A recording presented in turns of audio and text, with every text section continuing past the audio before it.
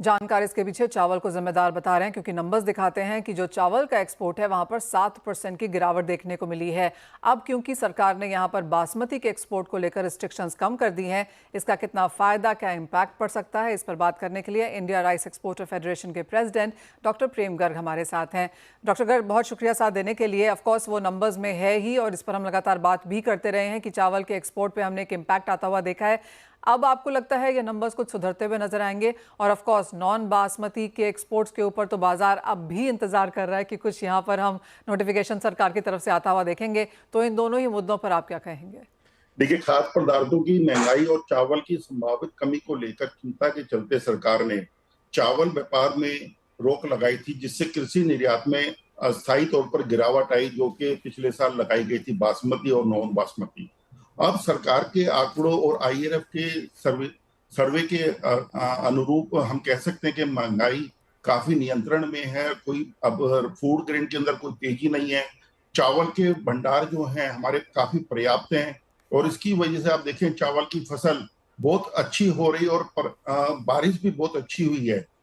पानी की कोई कमी नहीं है। 3 महीने पहले आईआरएफ ने 142 मिलियन मीट्रिक टन चावल के उत्पादन का अनुमान दिया था और अब सभी एजेंसियों के जो नए अनुमान आए हैं वो भी इसी के आसपास में आ रहे हैं।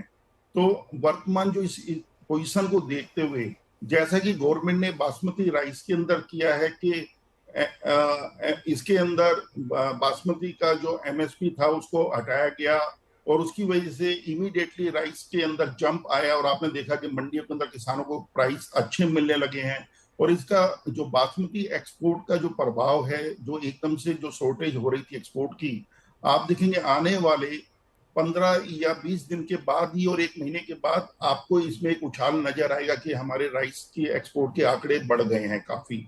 और इसके साथ में यदि अभी वर्तमान स्थिति को देखते हुए गवर्नमेंट ने तुरंत चावल निर्यात पर प्रतिबंध नहीं हटाया और 20% निर्यात शुल्क जो है, जैसे कि प्रधानमंत्री मोदी जी की सरकार का इजी ऑफ डूइंग बिजनेस नीति है, उसके अनुरूप हम उनसे अनुरोध करते हैं कि इसको चावल के व्यापार पर भी लागू किया जाए।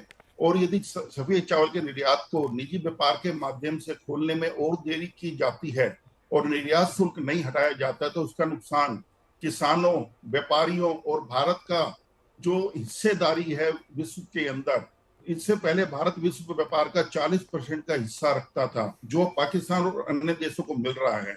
हमारी सरकार से यही अपील है कि वे तुरंत चावल के निर्यात को बिना किसी प्रतिबंध के अनुमति दे, जैसे प्याज व्यापार में किया गया और निजी उद्यमों को स्वतंत्र रूप से व्यापार करने की अनुमति दी गई। अगर ये कदम उठाया जाता है तो अगले 3 महीनों के अंदर भारत कृषि निर्यात में फिर से बड़ा स्थान हासिल कर सकता है और हाल ही में हमारे जो प्रदर्शन में गिरावट आई है उसको हम वापस पलट सकते हैं। और राइस के ट्रेड के अंदर आप देखेंगे हम शायद इस साल इतनी अच्छी क्रॉप है और गवर्नमेंट यदि इजी ऑफ डूइंग बिजनेस की पॉलिसी अपनाए और इसको बिल्कुल फ्री प्राइवेट ट्रेड के लिए कर दे तो हम चावल को 40% की बजाय 45% भी वर्ल्ड के अंदर हिस्सेदारी अपनी को वापस ला सकते हैं। एब्सोल्युटली डॉक्टर गर्ग, वो एक चीज़ है जो एक्सपेक्टेड भी है और जैसे आपने कहा फसल काफ़ी बेहतरीन है, स्टॉक अच्छा खासा है सरकार के पास और ये जस्ट बाइडिंग टाइम है कि कितनी जल्दी हम इसको यहाँ पर आता हुआ देखते हैं।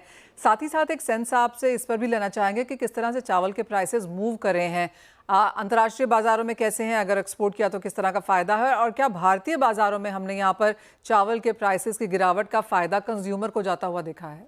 कंज्यूमर को बिल्कुल जा रहा है प्राइसेस का। देखें, बासमती के अंदर सब प्राइसेस काफी डाउन है पहले से और नॉन बासमती के अंदर तो जो राइस के प्राइस व्हाइट राइस से पहले हम लोग सेल कर रहे थे, समझे 32-33 रुपीज के अंदर, आज 28 रुपए में 27 रुपए के अंदर व्हाइट राइस इजिली अवेलेबल है।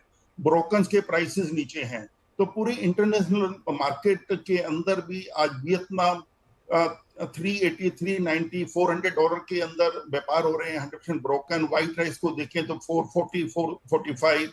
पाकिस्तान का आज के दिन $480, $500 के अंदर व्हाइट राइस के बिजनेस हो रहे हैं।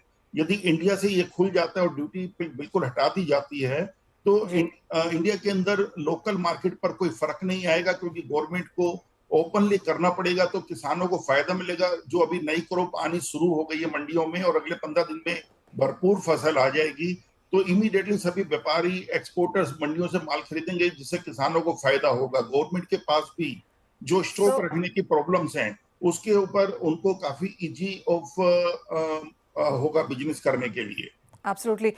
जस्ट एक फाइनल सवाल डॉक्टर गर्ग, जितनी बार भी हम लोग बात करते हैं मुझे काफ़ी सारे लोग मेरे ऑफिस में और ट्विटर पे भी पूछते हैं कि बासमती के प्राइसेस उन्होंने कम होते हुए यहाँ पर नहीं देखे हैं, तो अगर बासमती के प्राइसेस में गिरावट है, क्या वो डोमेस्टिक कंज्यूमर को यहाँ पर पास ऑन होती है? नहीं, बिल्कुल होती है। देखिए, ब्रांडिंग राइस के अंदर हम कहेंगे जो ब्रांड्स हैं वो ना तो एकदम से तेजी में लाते हैं और ना नीचे करते हैं। और यदि नॉन ब्रांडिंग राइस की बात करें तो उसके अंदर बिल्कुल 20% का प्राइसेस नीचे हैं। आप कहीं भी परचेज करें तो बासमती के अंदर नॉन ब्रांडिंग के अंदर जो नॉर्मल ब्रांड्स हैं उसके प्राइस आपको 20% डाउन मिलेंगे। यानी कि ब्रांड्स अपने प्राइसेस नीचे नहीं करते हैं, लेकिन नॉन ब्रांडेड वाले अपना पास ऑन करते हैं यहाँ पर डिक्लाइन। ये बिल्कुल करते हैं, बट ब्रांड के बाद एक बात और भी है, ब्रांड जल्द से बढ़ाते भी नहीं है। राइट, ठीक है डॉक्टर गर्ग, बहुत शुक्रिया। अपने ग्रुप का मैं देखता हूँ श्री लाल महल ब्रांड बासमती राइस का, तो प्राइस पूरे साल से कितना तेजी आई, कुछ सेम ही रहता है। Point taken. डॉक्टर गर्ग, शुक्रिया साथ जुड़ने के लिए, एंड ऑफ कोर्स वो पूरा सभी चावल के ऊपर चर्चा भी करने के लिए। कुणाल, आप कैसे